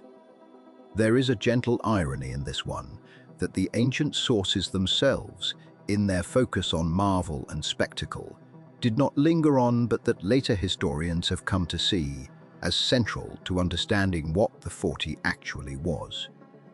The largest oared ship ever constructed, the vessel whose name would be remembered for 2,000 years as a byword for maritime excess, may never have been, in any meaningful sense, a fighting ship at all. She may have been instead something closer to a floating palace, a structure that took the outward form of a warship, complete with her rams and her towers and her marines standing in ceremonial rows along her rails, while lacking the essential capacity that gives a warship its purpose, the ability to close with an enemy and prevail. The distinction matters. A palace that cannot move is still a palace, still a statement of power and wealth, still an object capable of inspiring awe in those who look upon it. Spar, but it is not a weapon, however much it may resemble one, and the 40's resemblance to a weapon, given all that can be reasoned from her design and her silent record, seems to have been considerably more convincing than her actual capacity to function as one. This places her in an interesting company, one that becomes clearer when she is set alongside other great vessels the Ptolemaic dynasty is known to have built. Vessels whose purpose was never in question because their purpose was never military to begin with. The river barges commissioned by the Ptolemies for royal display, floating pavilions constructed to carry the monarch and the court along the Nile in ceremonial procession, were built with similar disregard for practical seaworthiness, because none was required of them. These barges, some of them recorded as reaching considerable size themselves, were designed to impress the population lining the riverbanks, to project the wealth and divine favor of the ruling house, and to provide a setting for feasts and celebrations conducted upon the water, rather than to accomplish any task the water itself demanded. They were, in the truest sense, floating architecture, built by the same tradition of engineering ambition that produced the 40, and perhaps drawing on some of the same techniques and even some of the same craftsmen. The 40 may have occupied a curious space between these two categories, the warship and the royal barge, belonging fully to neither. She carried the outward apparatus of naval power, the rams and the multiple decks, and a capacity for thousands of marines, and so she could not simply be dismissed as ceremonial in the manner of a barge built purely for feasting. Yet her practical limitations, the drag of her hull and the unwieldiness of her oars, and the caution her draft demanded near any shore not carefully sounded and prepared, meant that she likely never performed the function her design implied. She was perhaps exactly what her patron may have intended her to be from the very beginning, a vessel whose purpose lay entirely in being seen, in being spoken of, in standing as proof that the Ptolemaic court could conceive of a ship the whole of the ancient world's other rulers would seem to have found impossible, and could bring that conception into being, whatever practical use the result might or might not serve. The image that survives most clearly, then, if the historian's cautious reconstruction is to be trusted, is not one of the 40 cutting through Mediterranean waves under the strain of her thousands of oarsmen banners, streaming and marines braced for battle. It is a quieter image, and in its way a stranger one. The 40 at anchor, most likely, in the calm water of the great harbour or along some carefully chosen stretch of the Nile. Her oars shipped and still, her towering decks rising above the smaller vessels that moved freely around her, admired by everyone who saw her, and asked to do almost nothing at all. A monument that floated, resting in water, too gentle to ever truly test her, waiting for occasions that called for her presence rather than her service. The largest ship her age had ever produced, settling, in practice, into something closer to permanent, magnificent stillness. Answer and yet stillness, for a hull of this size, was never quite the same as emptiness. Even at rest, the 40 was said to have carried a population aboard her that would have counted, by the standards of the age, as a modest town. Thousands of men distributed through a wooden frame taller than most buildings its passengers had ever entered, each with a task, a station, a place to sleep and eat and wait. Whether the ship moved that day or not, to imagine her simply floating, inert and picturesque is to miss what the sources insist upon, that she was inhabited continuously and densely by a community organized with the same care given to the timbers that held her together. Below, in the tiered galleries where the oar benches ran in their long, disciplined rows, the rowers lived a life largely invisible to those who admired the ship from the harbour's edge. The accounts that survive suggest benches arranged in files of extraordinary depth, each file requiring coordination that had nothing to do with individual strength and everything to do with rhythm. The same motion repeated by every man on a file at the same instant, guided by callers or by drum. So that oars entered and left the water as a single gesture rather than thousands of separate ones. Even when the ship was not underway, ancient sources suggest this rhythm was practiced, maintained, kept alive through drill, because a stroke this complex could not simply be remembered. It had to be rehearsed into the body, over and over. The thousands of arms below her waterline could still, however briefly, act as one. The sound of such a space can only be reconstructed, never recovered, but reconstruction is not the same as invention when the physical facts are so consistent. Timber this old and this mast creaks under its own weight even when nothing is asked of it. A hull, the size the 40s reported to have possessed, would have groaned constantly, its beams shifting by fractions with the tide, with temperature, with the number of men crossing a deck at once. Pitch, freshly applied to keep water from finding its way between planks, would have given the air below deck a sharp, resinous weight, mixing with the smell of packed bodies, of oil for the great banks of lamps, of whatever food was prepared in the galleys that historians assume, given the population involved, must have existed somewhere within her to keep so many men fed across the length of a day.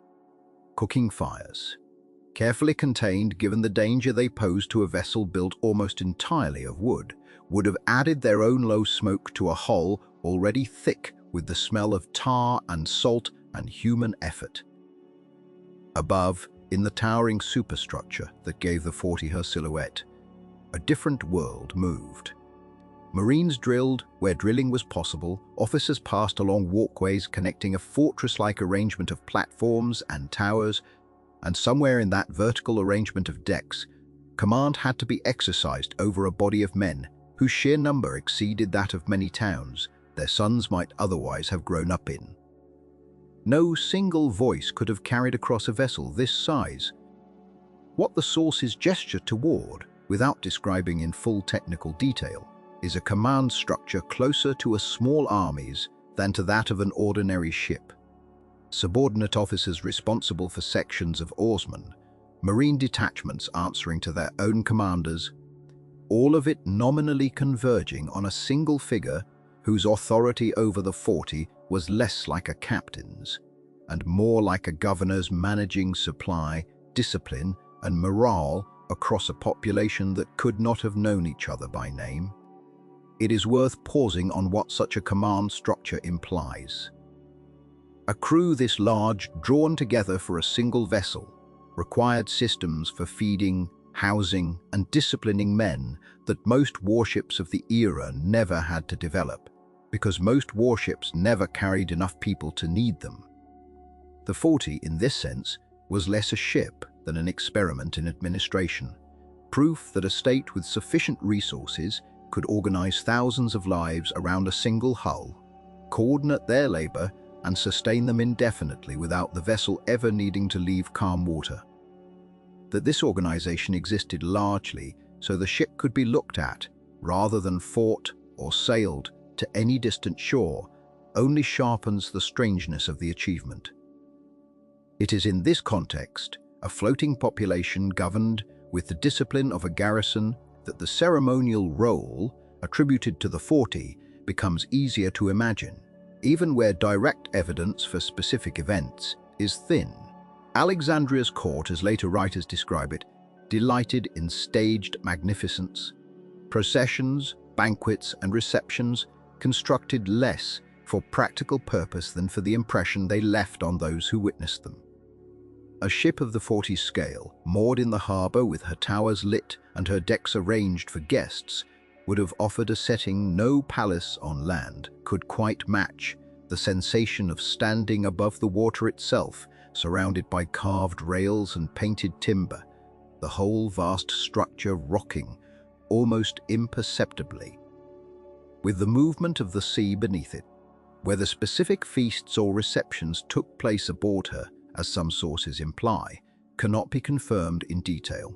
What can be said, cautiously, is that a vessel built with this much ornament and this little practical purpose fits naturally into the pattern of Ptolemaic display, where enormous resources were regularly converted into spectacle for exactly this kind of effect.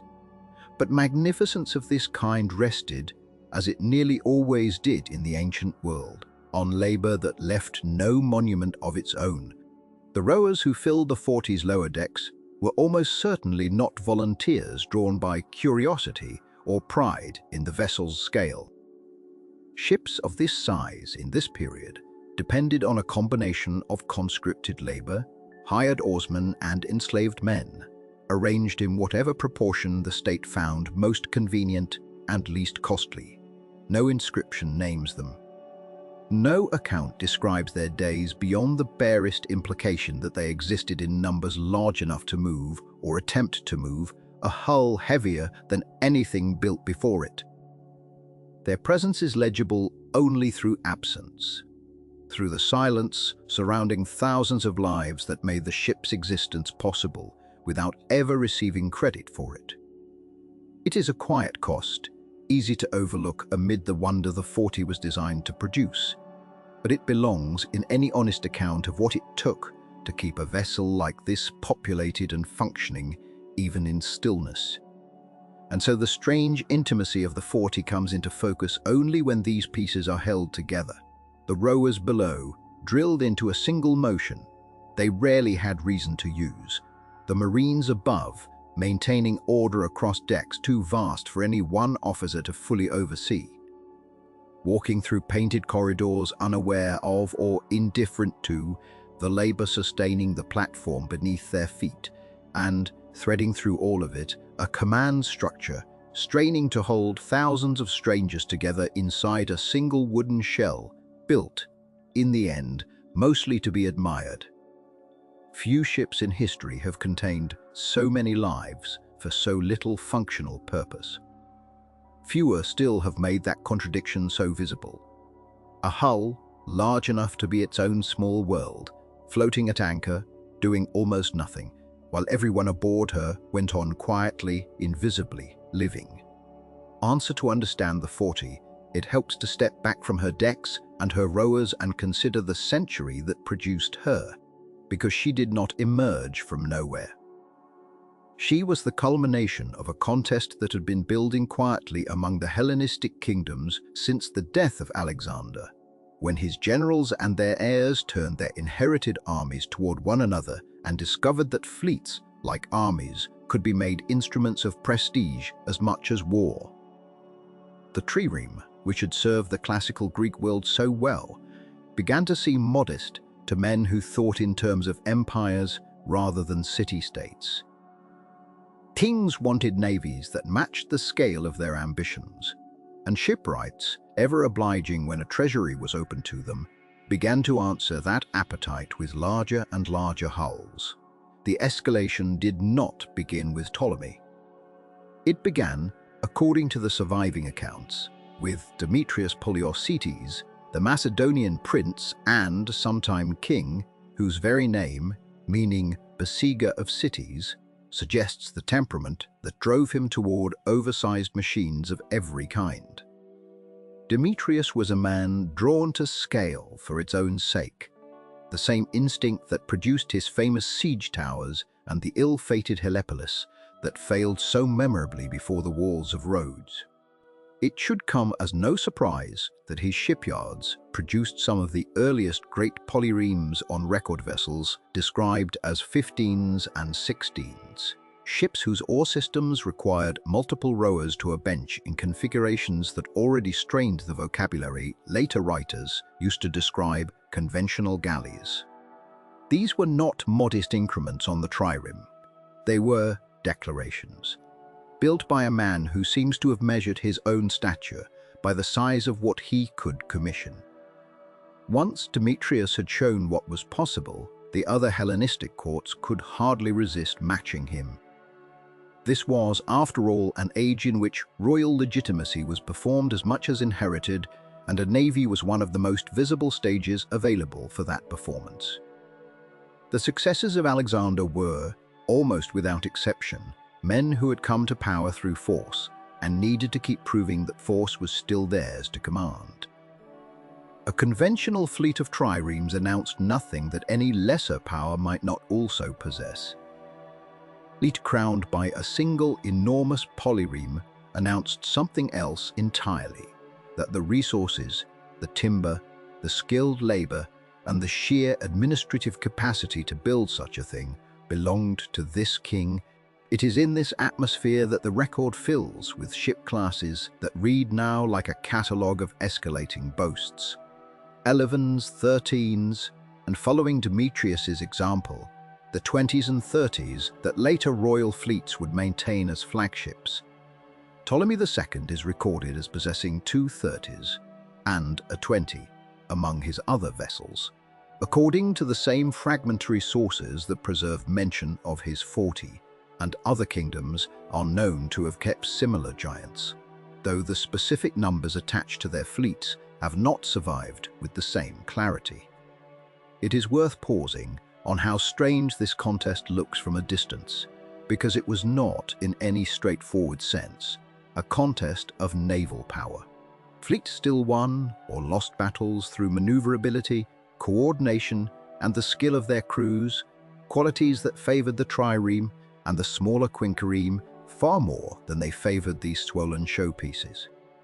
A 30 or a 40 could scarcely be risked in the close, fast tactics that decided most ancient sea battles, and there is little indication that any of these giants were built with such battles chiefly in mind.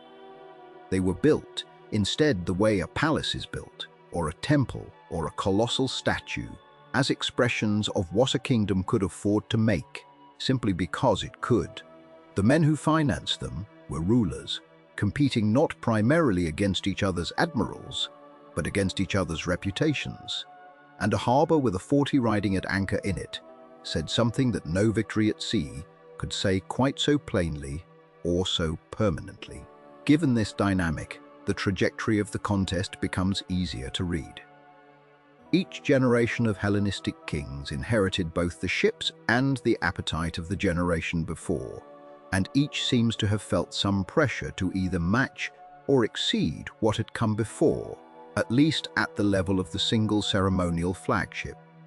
Demetrius Poliorcetes had set the terms early in the 3rd century Ptolemy II, and very likely his father before him pushed the class upward through the 20s and 30s. And it was Ptolemy IV, according to the account that has come down through Athenaeus and Polyxenus, who carried the contest to its furthest, and, as it turned out, its final point, with a ship whose 40 banks made every earlier giant look almost restrained by comparison. What makes the 40 significant in this story is not only her size, but her position at the very end of it. After Ptolemy the Fourth's reign, the record simply stops. No later king is recorded as attempting to build a 50 or a 60 or anything larger than what Alexandria had already achieved. This silence deserves attention because ancient rulers were not typically shy about attempting to outdo one another. And if a path to still greater ships had seemed practical, it is difficult to imagine the Hellenistic courts declining to walk it. The likelier explanation, though the sources do not state it outright, is that the 40 had demonstrated, however unintentionally, the practical ceiling of the design. A ship that could barely maneuver, that strained her own hull under the stresses of an oar system, pushed to configurations no shipwright had fully tested at that scale, that required a small city's worth of rowers merely to move at a crawl, was not a threat to any rival fleet so much as a warning to any successor who might have considered building larger. The lesson of the 40, if there was one, seems to have been received quietly. This is roughly how far the design can go before it stops rewarding the effort put into it. At the same moment that Hellenistic courts were reaching this natural limit, a different naval power was rising in the Western Mediterranean with an entirely different philosophy of what a fleet should be. Rome's navy, built rapidly and expanded under the pressures of the Punic Wars, was never designed around the display value of a single colossal ship. Roman naval doctrine, as it developed through the 3rd and 2nd centuries, favored numbers over spectacle. Fleets of quinqueremes, later joined by smaller and faster vessels, built quickly, replaced easily, and organized around the goal of winning engagements rather than impressing foreign envoys. Where a Ptolemaic ruler might commission 140 and parade it once a generation, Rome built dozens of workable warships in the time it would have taken Alexandria's yards to lay the keel of a single giant. This was not a matter of Roman shipwrights lacking the skill to build something enormous. It was a matter of Roman strategy, recognizing earlier and more thoroughly than the Hellenistic kingdoms had, that naval power lay in fleets that could actually be moved to where they were needed, not in single vessels too large to leave their harbor with any confidence. As Roman power expanded across the Mediterranean in the centuries that followed, this doctrine effectively closed the door on the age of giants. There was no longer a court left standing that measured its legitimacy through the size of a flagship in quite the way the Hellenistic kings had done, and there was no longer a rival ecosystem of competing kingdoms whose kings needed to outbuild one another's harbors. The contest that had produced Demetrius's early giants, Ptolemy's 20s and 30s, and finally the 40, simply had no one left to continue it. Ancient shipbuilding, after that point, settled into more modest and more practical forms, and it would be a very long time, many centuries, and in an entirely different technological world, before anything approaching this kind of scale contest in maritime construction would appear again in the great sailing ships and ironclads of a much later age. Seen from this distance, the 40 stands less as the beginning of anything than as the closing note of something that had already been running its course for 100 years. She was not an experiment that others would refine, nor a model that later builders would improve upon. She was the last and largest expression of an idea that had, in producing her, revealed its own limits so plainly that no one afterward saw much reason to test them further. In the long history of the ship, as an instrument of royal ambition, the 40 occupies a strange and solitary position, the far end of a lineage with no descendants, a giant standing alone at the top of a design that led nowhere else. What became of her after this is difficult to say with any confidence, and the honesty of that difficulty is itself part of her story. No ancient writer left an account of the 40's end. There is no record of her going down in a storm, no description of her burning at anchor, no tale of capture or destruction in the wars that eventually swept through Ptolemaic Egypt.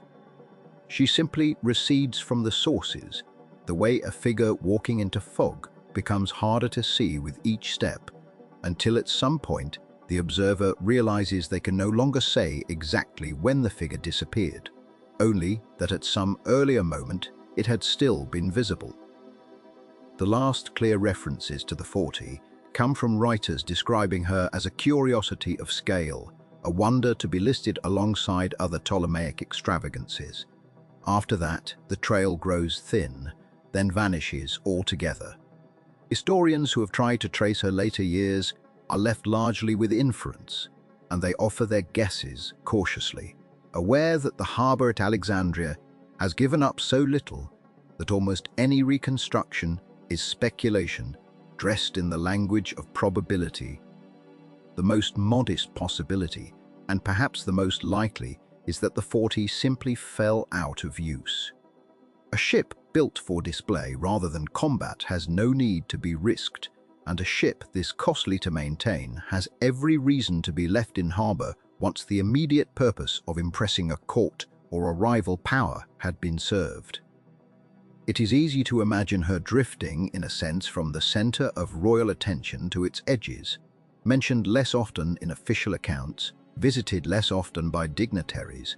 Her crew reduced gradually as funds were redirected elsewhere until she became less a functioning vessel than a fixture of the waterfront. Everyone in Alexandria knew was there, without anyone quite remembering why. Ships left in harbour for long stretches do not do well. Wood exposed to sun, salt, and the constant working of water absorbs damage slowly but relentlessly. And a hull, this large, built from timbers gathered at such trouble and expense, would have needed continuous care to remain sound. Caulking dries and cracks. Fastenings loosen. Marine growth accumulates below the waterline, and rot finds its way into joints that were once tight. A crew of the size the 40 would have required to remain seaworthy represents a considerable ongoing cost, and there is nothing in the historical pattern of the later Ptolemaic kingdom to suggest that such costs were sustained indefinitely. It is entirely possible, then, that the ship simply decayed where she sat, sinking by degrees into disrepair, long before she sank, if she ever did, into the water itself. Another possibility, no less plausible, and perhaps more likely still, is that she was eventually broken up. A hull of that size, even in decline, represented an enormous quantity of timber, fittings and bronze, materials that later rulers, faced with their own costs and their own ambitions, might have found more useful dismantled than preserved. Shipbreaking was not a dramatic event in the ancient world. It left no monuments and inspired no writers to record it, because there was nothing remarkable in the practice itself, only in the object being broken. If the 40 ended this way, her disappearance would have been almost administrative. A decision made by some official whose name is lost, carried out by workers whose labor went unrecorded, the great ship reduced piece by piece until nothing remained but a cleared space where she had once floated. There is also the quieter possibility that she did not so much end as fade from record, for reasons having little to do with her physical condition. Dynasties changed their priorities, and the Ptolemaic kingdom in its later generations had considerably less to boast about than it had under Ptolemy the Fourth. Succession disputes, foreign intervention, and the steady encroachment of Roman influence absorbed the attention that earlier rulers had spent on spectacle. A ship built to advertise the wealth and ambition of a confident dynasty had less purpose in an age of diminished confidence, and it is not hard to imagine her simply becoming an embarrassment of sorts, a monument to a grandeur. Administrative silence can accomplish what fire and storm did not. A thing that is never written about is in the record, very nearly a thing that never happened. The broader trajectory of Ptolemaic naval ambition supports this reading. The great building projects of the early Ptolemies, the library, the lighthouse, the vast fleets of oversized ships, belonged to a period when Egypt's rulers had both the resources and the confidence to spend lavishly on demonstrations of power that served no strictly military purpose. As the centuries wore on, that confidence eroded. Wars were lost more often than won. The court became entangled in internal rivalries that consumed wealth rather than displaying it. And looming over everything, growing more difficult to ignore with each passing decade, was Rome, whose fleets were built along entirely different principles. Smaller, more numerous, more maneuverable, designed for sustained campaigns rather than singular acts of display. Against ships of that kind, something like the 40 had no answer to give. Could not be deployed in the wars that increasingly defined the era, and a vessel that cannot fight and cannot be justified by cost eventually becomes a liability to whoever must explain her upkeep. It would not be surprising if later Ptolemaic administrators, faced with dwindling treasuries and the growing shadow of Roman power, quietly let her go, in whatever form that letting go actually took. What makes this fading especially striking from the distance of 2,000 years is the complete absence of any physical trace to compensate for the silence in the texts. No wreck attributed to the 40 has ever been found. No fragment of her hull, no fitting, no oar, no scrap of bronze bearing an inscription that might connect it to her has surfaced from the harbour floor at Alexandria or anywhere else along the coast she might have sailed. This is not entirely unusual. Ancient wooden ships rarely survive in any form recognizable to archaeology, and the Mediterranean has swallowed countless vessels whose existence is known only through text. But it means that everything the modern world knows about the 40 rests entirely on second-hand description. Athenaeus, drawing on earlier sources, now lost, preserved the dimensions and details that have made reconstruction possible at all. Without those borrowed words, copied and recopied through centuries of manuscript transmission, the 40 would not exist even as a subject of debate. She would simply be gone, the way so many ancient ships are gone, without even a rumor to mark the space where they had been. There is something quietly unsettling in this when it is considered directly. A ship famous enough in her own era to be described by multiple writers, remarkable enough that her dimensions were thought worth preserving for readers who would never see her, has left behind less physical evidence than an ordinary merchant vessel that happened to sink in a storm and settle undisturbed on the seabed for 2,000 years. Fame in antiquity offered no guarantee of physical survival. The very fact that made the 40 extraordinary, her almost theatrical scale, her existence as spectacle rather than instrument, may be precisely what left her without the kind of ordinary, working afterlife that sometimes preserves lesser ships in wrecks and fragments. She was too large to sink unnoticed and be forgotten by accident, and yet she seems to have vanished all the same, not through any single dramatic event, but through the slow, undramatic process of things simply no longer being needed, no longer being maintained, until the silence became permanent. It is worth sitting with the plainness of this ending, if it can be called an ending at all.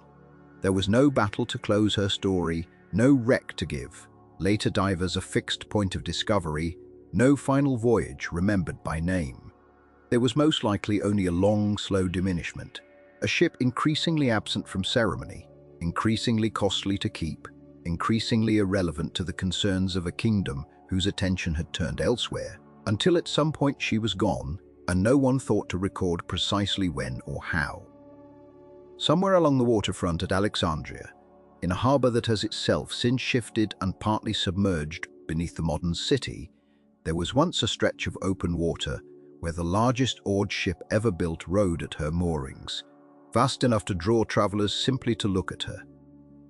That water remains. it gives no sign now of what it once held. What survived of the great ship in the end was not timber or bronze, but a handful of numbers, passed down through a chain of writers, none of whom had seen her with their own eyes. Polixenus of Rhodes, writing perhaps a century after her launch, described her dimensions, her rowing arrangement, her crew complement in a work now lost, preserved only because Athenaeus, centuries later still, thought the figures curious enough to copy into his own sprawling compendium of dinner-table trivia.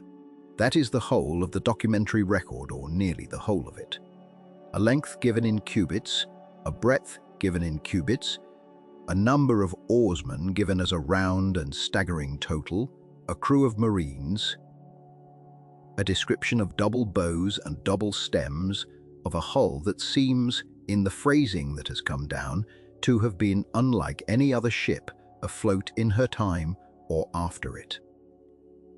From this thin material, and almost nothing else, generations of scholars have attempted to build her again, this time not in timber, but in argument.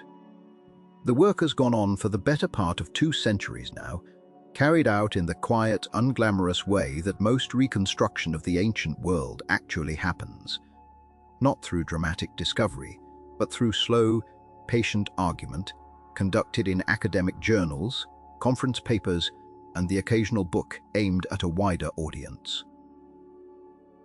No wreck has ever been found, no shipyard inscription has turned up to settle the question. There is only the text copied and recopied through a manuscript tradition that introduces its own uncertainties, and the accumulated experience of scholars who have spent their careers thinking about how ancient oared ships were built, rigged, and rowed. The result is not a single accepted picture of the great ship, but a family of competing models, each one internally consistent, each one able to explain some of what Polixenus records, none of them able to explain all of it without some strain. The most straightforward reading of the text imagines a single enormous hull built along the same basic lines as the great warships that had come before her, only scaled upward past any point earlier builders had attempted. In this model, the ship is essentially a monstrous polyreme, a vessel with many men to an oar rather than many separate tiers of oars, her hull rising higher and stretching longer than anything built before, her sides pierced with oar ports arranged in clusters, her interior a vast cavern of rowing benches climbing upward in ranks. Scholars who favor this reading point to precedent, the trend visible in the century before her launch, moving steadily from the trireme's 3 tiers toward 4s and 5s and beyond, each increase achieved not by adding more distinct levels of oars, but by adding more oarsmen to each oar, so that a 5 meant 5 men sharing the labor across some combination of 2 or 3 oar levels, rather than 5 separate decks stacked absurdly high. Extend that logic far enough, the argument runs, and a 40 becomes plausible as a ship with perhaps 3 or 4 tiers of oars, each oar worked by a large team of men, the total oar count and total oarsman count arriving at Polixenus's numbers without requiring any hull shape fundamentally different from ships already known. But this single hull model runs into difficulty almost immediately when set against the physical constraints of wood and water. A hull of the length the sources imply, built from timber and lacking any of the structural techniques that would later allow much larger wooden vessels to hold their shape, faces a serious problem of hogging, the tendency of a long hull to sag at the ends and arch at the middle under its own weight once it is no longer evenly supported by water beneath. Every point of its length. Ancient shipwrights had methods for managing this in vessels up to a certain size, methods involving longitudinal timbers, careful joinery, and in some cases, actual rope trusses run the length of the hull to brace it against sagging. Whether those methods could have been stretched far enough to hold together a single hull of the size Polixenus's numbers suggest, is a question naval architects and historians of shipbuilding have argued over for decades, and the honest answer on the evidence available is that no one is certain they could. This difficulty is what has driven the second major family of reconstructions, the twin-hull or catamaran models, which propose that the great ship was not one long hull at all, but two shorter hulls, joined by a deck or platform spanning the gap between them, under the manner of ceremonial barges and certain oversized vessels known from later periods and other cultures. A twin-hull arrangement solves the structural problem neatly. Each individual hull can be kept to a length that ancient shipwrights knew how to manage, avoiding the hogging risk of a single vast keel, while the combined vessel, deck and all, still presents the enormous overall dimensions the sources describe.